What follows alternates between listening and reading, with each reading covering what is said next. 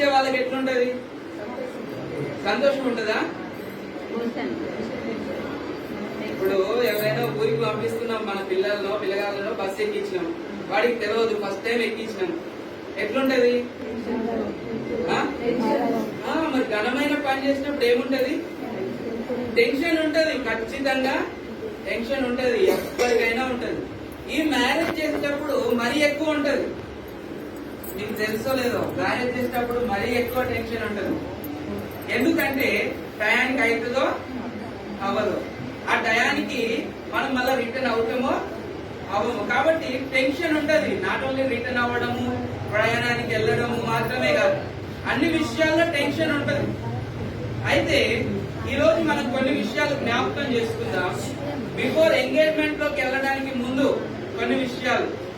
మీకు పిల్లలు ఉంటే మీ పిల్లల విషయంలో ఉపయోగపడుతుంది, ఒకవేళ మీరు పిల్లలు అయితే మీ పెళ్లి విషయంలో మీకు ఉపయోగపడుతుంది. జస్ట్ నా మనసులో ఉన్న కొన్ని మాటలు నేను జ్ఞాపకం చేస్తాను. ఎందుకంటే ఈ కార్యక్రమం చేయాల్సింది నేను కాదు, స్థానిక సంఘ కాపరుండి చేయాల్సినటువంటి కార్యక్రమం. కాకపోతే ఏంటంటే మరి ఆయన రీజన్స్ చెప్పలేదు, మనతో కమ్యూనికేషన్ కూడా చేయలేదు. సమయం దాటిపోతుంది కనుక మనం ముందుండి నడిపిస్తున్నాం అంతవరకే. కానీ బీయింగ్ మ్యారేజ్ లైసెన్స్ హోల్డర్ నాకు తెలుసు నడిపించాల్సింది ఎవరంటే స్థానిక సంఘ కాపరు. కాబట్టి జ్ఞాపకం చేసుకోండి. నేను కొన్ని మాటలు మీతో జ్ఞాపకం చేస్తాను. అసలు వివాహం ఎందుకు చేయాలి అనే విషయాన్ని మనం ఆలోచన చేస్తే, ఎందుకు చేయాలి పెళ్లి చేయాలి, ఎందుకు చేయాలి? ఎవరైనా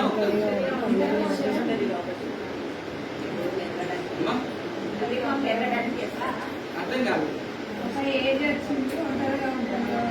ఒంటరిగా ఉండడం మంచిది కాదంటారు, అంతే కదా? రైట్, నేను కూడా వినేది అదే. బ్రదర్ వెళ్తున్నాడంట దూరదేశానికి, ఒంటరిగా వెళ్తున్నాడు కాబట్టి జంటగా పంపించాలని. ఇంకా వివాహం ఎందుకు చేయాలి? వివాహం ఎందుకు చేయాలి? ఓకే, ఇంకా చాలా టైం అయిపోతుంది కనుక నేనే వివాహం ఎందుకు చేయాలి అంటే, సామాజిక స్థితిలో ఒక కుటుంబం అనేది మంచి కుటుంబంగా మారాలి. ఏమవ్వాలి? మంచి కుటుంబంగా మారాలి. మంచి కుటుంబం కట్టబడాలి కనుక వివాహము చేయాలి. వివాహం అనేది ఎంత గ్రాండ్ గా ఎందుకు చేయాలి అంటే, కుటుంబం మంచిగా కట్టబడాలి. లేకపోతే ఇంత చేస్తేనే వెళ్ళా, ఏడికన్నా రిజిస్టర్ ఆఫీస్కి పోయి లీగల్ మార్చుకున్నా అయిపోతుంది. కానీ ఇంత గ్రాండ్ గా ఎందుకు చేయాలి? ఒక ఫ్యామిలీ అనేది, ఒక రెస్పాన్సిబుల్ ఫ్యామిలీ అనేది కట్టబడాలి. ఏంటి? బాధ్యత కలిగిన కుటుంబం అనేది కట్టబడాలి. మరి బాధ్యత కలిగిన కుటుంబం ఎప్పుడు కట్టబడుతుంది? ఎప్పుడు కట్టబడుతుంది? బాధ్యత కలిగిన కుటుంబం ఎప్పుడు కట్టబడుతుంది?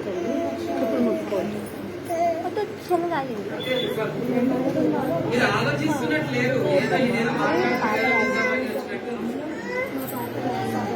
దయచేసి దాని వాళ్ళు